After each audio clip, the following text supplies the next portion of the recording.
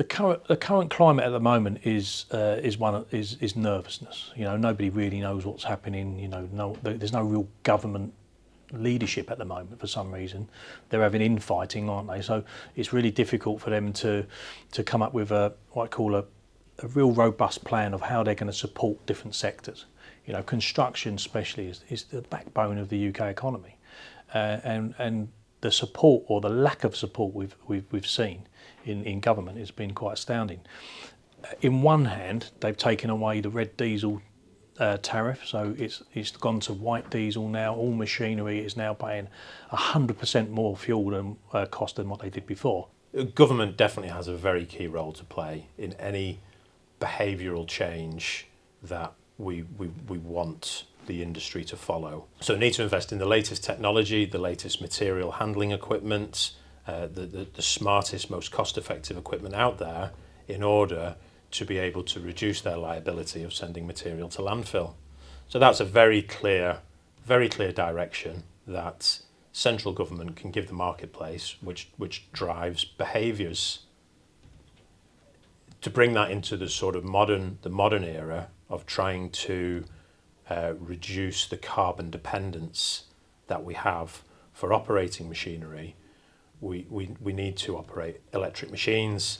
That requires investment into a national grid, and it requires some sort of benefit, some subsidy, some support from central government for people changing from diesel equipment to electric equipment. And currently that economic benefit doesn't really exist.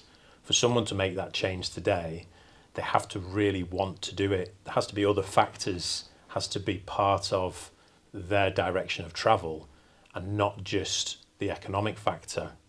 So we've seen diesel prices rocket in the UK, and the construction industry has had a double hit because we've lost the red diesel levy this year, which is a long-standing benefit that the UK construction industry has enjoyed, which is now gone.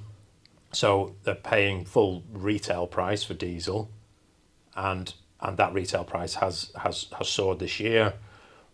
But we've also seen the cost of electric soar at similar rates.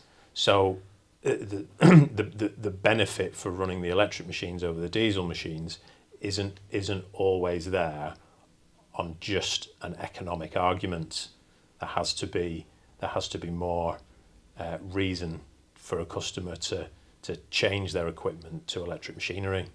The sustainability question is at the top of the list at the moment, and that's mainly a lot to do with cost as well. The cost of fuel, the usage of fuel, and that comes down to how do you control that. It's not just the type of machine that we can offer, and the way the industry is going into more electric machines, because I do believe that there's other avenues of different types of fuels and different types of energies that we should be all looking at and not going down the one route necessarily.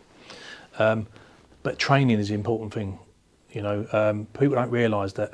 I think the stats show, the stats show that's on construction site as an average, 68% of the time the machine is idling.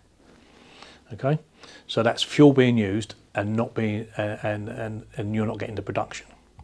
And these stats have come out of the data that's been mainly on Highways England's projects, and some of the big contractors out there, our big UK and European contractors have got this data. And it's about training and looking at training slightly differently, not just about using the machine, but then revisiting those people that use the machine and seeing what they're actually doing on site to bring that idling down. And if we can do that, then we're going to have a better environment. But it is also about technology. I mean, we're tier 5 now in the UK. We're ahead of a lot of people in the world. We've always been that way. We've always driven health and safety and environmental policies and in the UK. So we should be proud of that.